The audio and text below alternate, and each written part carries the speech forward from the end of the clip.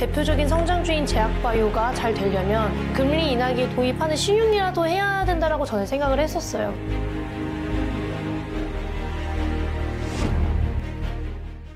근데 우리가 국장 투자 위주로 하시는 분들 입장에서 되게 힘들어 보이지 않습니까?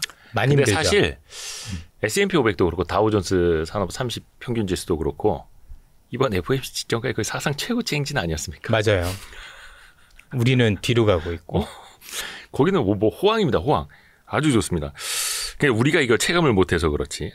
근데 우리 입장에서 보면은 이제 국장으로 좀 들어와서 보겠습니다. 오늘 잠깐만요. 지금 지수가 얼마인가 한번 볼게요. 지금 보면 코스피가 2,567, 0.3% 내리고 있고 코스닥은 상승폭 다 내주고 그냥 보합으로 내려왔네. 네. 733.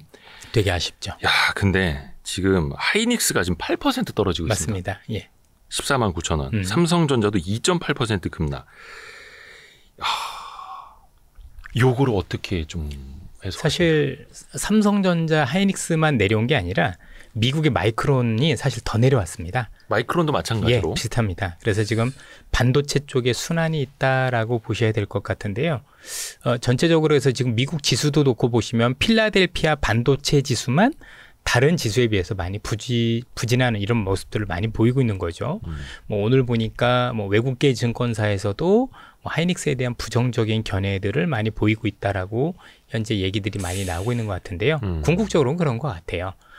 지금 이제 그동안 시장을 이끌고 왔었던 가장 큰 동력이라고 한다면 그동안 AI가 있었을 거고 그다음에 미국이 제조업으로 변신하는 과정에서 우리가 이제 IRA나 이런 거 관련 수혜 기업들이 많이 올라왔었는데 그런 가운데서도 경기 순환은 있었었는데 그 경기 순환은 지금 조금 안 좋은 쪽으로 가고 있는 거잖아요. 예를 들어서 중국의 경기가 좀 부진한다던가 아니면 최근에 애플이 새로운 스마트폰을 나왔는데 판매가 좀 잘 안 되고 있다던가 그렇죠? 또 미국도 경기가 둔화되고 있으니 당연히 이전보다는 내구재에 대한 어떤 소비가 줄어들 수밖에 없는 이런 환경들을 사실 먼저 반영하는 게 아닌가. 그게 이제 반도체를 놓고 보면 우리가 보통 레거시 반도체라는 표현을 많이 쓰지 않습니까? 네. 즉 AI 반도체를 제외하고 이전에 있었던 디램 그러니까 뭐 스마트폰이라든가 아니면 컴퓨터라든가 아니면 노트북 이런 데 들어가는 것과 관련해서는 뭔가 조금 안 좋지 않느냐라는 것들이 반영이 되면서 사실 좀 빠지고 있는 게 가장 큰 원인으로는 보여져요. 그런데 그런 걸 감안해도 조금 좀 과다라는 판단이 좀 많이 들더라고요. 사실 일본도 그랬었는데 일본 같은 경우는 지금 반도체 관련주가 빠지지 않고 있거든요. 그리고 이제 아시겠지만 HBM 같은 경우는 이게 뭐 공급이 어쩌니 저쩌니 얘기가 많아도 이미 하이닉스나 이런데 엔비디아한테 이미 내년까지 일단 물량을 전부 다 선점을 받은 상황이에요. 예. 우리 얼마 다 넣고 가격도 얼마를 해줄게라고 이제 다 끝난 상황인데 그런 것들을 반영하면 뭐 일정 부분 지금까지 내려온 건 어느 정도 이해가 되는데 지금 이게 맞는 건지에 대해서는 저도 참 판단하기 쉽지는 않은 것 같아요. 한 가지 분명한 건 뭐냐면 우리 시장이 이전에 비해서 국내 시장의 체력이 너무 많이 떨어져 있지 않습니까? 그래서 지금 우리 이제 개인 투자자분들도 참 이전보다는 많이 힘드실 거고 우리 기관 투자가들도 지금 거의 역할이 없거든요. 그러다 보니까 외국계 영향력이 너무 많이 커졌어요. 그래서 같은 보고서라도 외국계 보고서들이 나오면 그 영향력이 이전보다는 제가 볼 때는 곱하기 3 정도로 더 영향을 미치고 있는 것 같아요. 예. 어쨌든 간에 이것도 시장이라고 우리가 놓고 본다라면 앞으로도 우리가 현 시장에서 외국계 보고서들이 나왔을 때는 좋은 것도 있고 부정적인 것들도 있을 텐데 여기에 대해서는 조금 우리가 좀 민감하게 한번 바라봐야 되는 거 아니냐라고 말씀을 드릴 수 있을 것 같습니다. 더 민감하게 반응을 하고 있는 거고. 네, 확실히. 반도체 관련해서 이제 겨울자의 그 겨울에 겨자만 나와도 거의 뭐 이제 겨에 땀이 나는 거죠. 근데 앞서도 말씀드렸지만 미국 같은 경우 금리 인하에 대한 어떤 그런 그 여러 가지 정책적인 효과가 올 연말이나 내년 초부터 나타난다고 봐야 되고 또 이제 중국 같은 경우는 미국이 금리를 내린 만큼 이제 미국과 중국 간의 금리 차가 이제 그죠? 좁혀들면서 이제는 추가적인 정책을 쓸 수 있는 여지가 생기거든요. 그전에는 쓰고 싶어도 미국은 금리 올리고 있는데 중국 같은 경우 금리를 내리면 미중 간에 금리 차가 커져서 외국 자금에 자꾸 이탈했었단 말이에요. 그 우려 때문에 못했는데 이제는 중국도 더 더 추가적인 정책을 쓸 수 있는 어떤 여지를 확보하고 있다라고 본다라면 여기서부터 극단적으로 이제는 반도체는 끝났다라고 얘기를 하는 게 맞는 건지, 물론 이 정도에서 이제 올라온다고 하더라도 제가 보기에도 이제 주도주라고 얘기하기도 쉽진 않을 거고 이전만큼 주가가 빠르게 반등할 거지 않을 거다라는 건 뭐 저희들도 충분히 인정을 하는데, 여기서부터 더 많이 빠져가지고 정말 완전히 나락으로 빠지는 거에 대한 어떤 우려가 맞는 건지 거기에 대해서는 참 고민이 많습니다.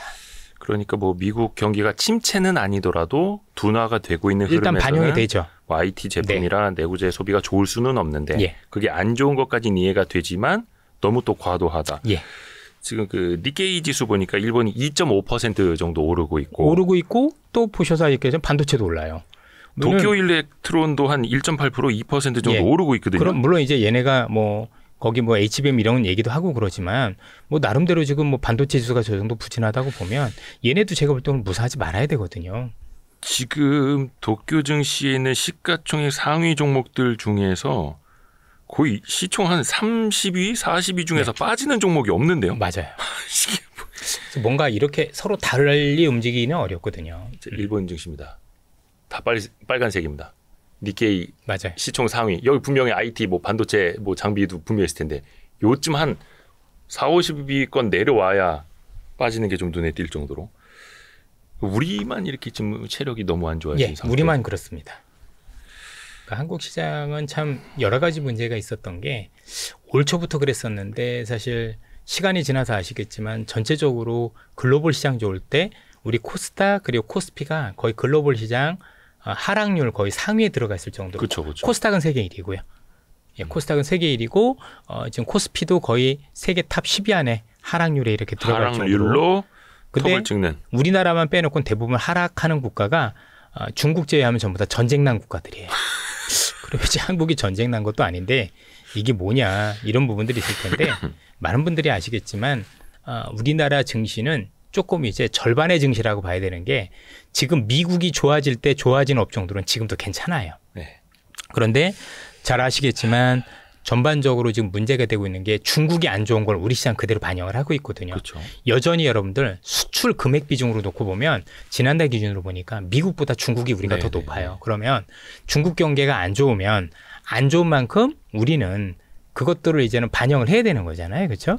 그래서 그게 이제 발목을 잡고 있는 게 있고, 또 하나는 우리나라 시가총액에서 삼성전자, 하이닉스 같은 반도체가 차지하는 비중이 너무 높은 것도 좀 문제가 되는 것 같아요. 어떻게 보면 오늘도 반도체만 안 좋은 거잖아요. 그쵸, 반도체하고 반도체만 안 좋은 건데 이게 시가총액 1, 2이다 보니까 얘네만 뺀다고 하더라도 지수가 힘을 못 쓰는. 그럼 이제 사람들 입장에서는 투자 심리가 위축될 수밖에 없어서 다른 종목에 대해서도 뭔가 부정적인 견해를 갖게 되는 그런 역효과들이 굉장히 많이 발생한다는 거죠. 물론 이제 앞서 말씀드린 중국 여파 이런 것 때문에 화학이나 철강 이런 것까지 같이 안 좋기 때문에 여러 가지 영향이 있겠지만 어쨌든 다른 국가와는 다르게 뭔가 이들 종목에 차지하는 시가총액 비중이 너무 높다 보니까 우리가 받는 그 데미지가 그 상처가 우리가 생각했던 실제 그게 전체적으로 안 좋은 것보다는 훨씬 더 큰 것 같아요. 왜냐하면 지금 시장은 잘 보면 반도체 빼놓고 딴 거 사면 되는 시장이라고 봐야 되는 게 원래 맞는 거거든요. 네. 그래서 그냥 우리 표현으로 지수는 보지 마시고 그냥 종목별로 잘 하시면 돼요라고 말씀을 드려야 되는 게 맞는 건데 지금 이 시장 분위기는 그게 맞나 싶을 정도로 뭔가 투자 심리가 굉장히 부정적으로, 왜냐면 이게 하루 이틀 문제가 아니기 때문에 여러 가지와 관련해서 우리 투자자분들께서 시장에 대하는 태도나 이런 것들이 너무 어렵게 느껴질 수밖에 없는 것 같습니다. 그래서 또 일각에서는 코스피 200 지수에서 반도체를 제외한 지수를 만들어달라. 아유, 뭐 그럴 수는 있나요? 이런 목소리들도 나오고 있고 참 어렵습니다. 근데 뭐 반도체가 안 되면 장비나 소재 같은 경우도 같이 안 될 거니 코스닥이 살아날 수가 없죠. 코스닥까지도 이어지고 있는 거고. 같이 연동이 되는 거니까. 뭐 제약바이오 지금 좋다고 얘기는 하지만 그들 업종이 이제 아무래도 시장의 지수를 땡길 수 있는 정도는 아니다 보니 나름대로 선전을 하고 있지만 전체 시장에 미치는 영역은 사실은 좀 아쉽죠. 되게. 여전히 뭐 코스닥 쪽에서 시총 1위가 뭐 알테오젠이긴 합니다만 제약바이오뿐만이 아니라 2차 전지 또 뭐 반도체 소부장 기업들도 가야 코스닥이 움직일 수도 있을 테고. 또 그동안 미국 그 수출 실적으로 많이 또 강세를 보였던 대표적인 게 음식료, 뭐 라면, 또 화장품 관련주들이 최근에는 좀 변동성이 좀 커졌고요. 맞아요. 뭐 고점 대비 좀 많이 내려온 것들이 좀 많이 생겨납니다. 내려왔죠. 그리고 오늘 또 이렇다 할 반등을 잘 못 보여주고 있거든요. 요거는 어떤 그것도 이유로 이제 볼까요? 미국이 경기가 둔화되면 앞으로 덜 쓰지 않을까라는 우려를 선반영하고 있는 것 같아요. 근데 이게 되게 웃긴 얘기인 게 뭐냐면 그동안 이들 제품이 된다라는 논리 중에 하나가 뭐냐면 미국 인플레 때문에 사람들이 돈이 부족하니 그래서 중저가로 내려온다라는 게 논리였는데 그렇죠. 중저가 가성비. 예, 경제 안 좋다라고 그러니까 아까 말씀드렸던 침체까지 간다라면 안 쓰는 게 되지만 그게 아니다라면 이건 좀 제가 볼 땐 과다라는 생각이 좀 많이 들었어요. 실제 최근에 나 수출입 동향 놓고 보면 음식료 같은 경우도 그렇게 많이 줄지 않았거든요. 오히려 늘었습니다. 전반적으로 놓고 보면 품목별로 많이 다르지만 그래서 좀 주가 반영도가 조금 과다라는 생각을 가지고 있고요. 화장품은 일전에도 말씀드렸지만 이전과는 조금 다른 것 같아요. 무슨 말씀이냐면 인디 브랜드잖아요. 네. 인디 브랜드면 어떤 게 잘 될지 잘 몰라요. 사실은 유행이 되게 빨라질 수도 있는 거니까 그래서 저는 ODM 업체 정도는 모르겠는데 일반적인 인디 브랜드는 손을 못 대겠더라고요. 그러니까 예를 들어서 무슨 옛날에 중국 들어갈 때처럼 뭔가 브랜드로 들어가면 괜찮은데 브랜드가 아니라 인디로 들어가서 뭔가 가성비로만 들어가면 우리께 잘 될 수는 있는데 그게 계속 바뀔 수 있는 거죠. 이번엔 이 회사였다가 다음번엔 저 회사였다가 그러니까 개별 회사로 접근하는 건 조금 제가 볼 때는 어려운 시장 아니겠느냐. 차라리 손을 대려면 뭔가 제가 보기엔 그냥 ODM 정도가 맞지 않나 뭐 이런 정도 생각을 가지고 있어요. 그리고 분명한 건 앞서도 말씀드렸다시피 중국 같은 경우는 화장을 안 하기 때문에 중국 포지션이 있는 기업들 같은 경우는 그만큼 발목을 잡을 수 있다. 그러니까 아마 제가 보기에는 지금 빠지고 있는 일부 기업들 같은 경우는 제가 보기에는 미국에서 뭔가 안 좋아져서가 아니라 중국에서 포지션이 조금 줄어들면서 나오는 현상일 가능성이 높다라고 개인적으로 추정이 돼요. 요거는 이제 좀 다음 수출 데이터 나올 때 아니면 실적 발표할 때 제가 좀 반드시 확인을 해봐야 되겠지만 일전에도 말씀드렸다시피 우리나라 음식료 같은 경우도 네. 미국에서 잘 팔리는 게 아니라 중국에서도 잘 팔리는 거예요. 그죠? 네네네. 이 매출 비중이 거의 비슷하거나 중국이 여전히 더 높기 때문에 미국은 되게 잘 됐는데 주가가 이렇다는 얘기는 혹시 중국에서 우리가 생각했던 것보다 소비가 줄어들었을 가능성도 배제할 수는 없는 것 같아요. 그건 제가 지금 숫자로는 아직 확인이 안 되더라고요. 그러니까 한쪽에서 잘 되는 만큼 한쪽에서 빠지면은 네. 똔똔 그렇죠. 이럴 수도 있는 예. 거고 그 우려가 양쪽에서 있는 거고 근데 라면은 먹을 것 같은데 그렇죠? 라면과 화장품은 중저가 가성비 이걸로 통하는 거니까 침체가 아니고 둔화라면은 일단 중국인들은 화장을 안 한다. 예, 제가 많이 놀랐습니다, 진짜. 맨 얼굴들 보고 있는데 네. 이 쉬운 일이 아니잖아요. 그 그렇죠? 중국 자주 가시는데 그게 체감이 될 정도. 예, 그래도 처음에 갔었을 때, 그러니까 최근에 얼마 전에 갔을 때만 해도 안 하는 수준은 아니었어요. 근데 안 하는 사람이 갈수록 늘어요. 그게 20, 30대 중심으로 완전히 맨 얼굴이에요. 그래서 와, 하던 싶을 사람이 정도로. 안 하기는 쉽지가 않은데요. 근데 안 하더라고요. 거기는 안 꾸미더라고요. 사실 그렇잖아요. 직장도 없는데 뭐 막 꾸미고 돌아다니기가 애매할 수도 있겠죠. 그렇죠, 예. 그렇죠, 그렇죠. 오늘 월간 이선엽 그 24년 9월호는 이제 라이브로 함께 하고 있습니다. 라이브로 여러분도 혹시 뭐 중간 질문이 있으시면은 올려주세요. 제가 계속 채팅창을 보고 있으니까요. 제가 뭐 증권사 직원이어서 긍정적이라고 하시는데요. 예.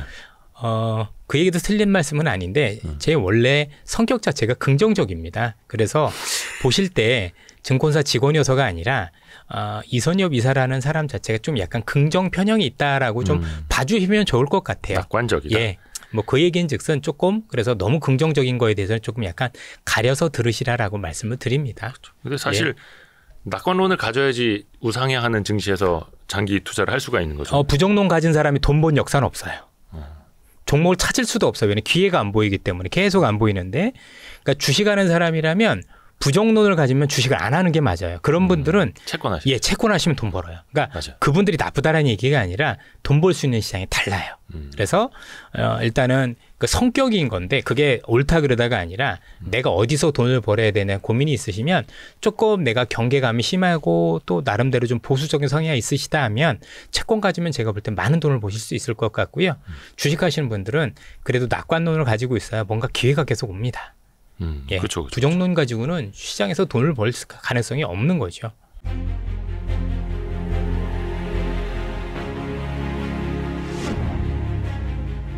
대표적인 성장주인 제약바이오가 잘 되려면 금리 인하기에 도입하는 신용이라도 해야 된다라고 저는 생각을 했었어요. 근데 그때 한 번 더 뛸 수 있는 게 제약바이오라고 저는 생각을 하고요.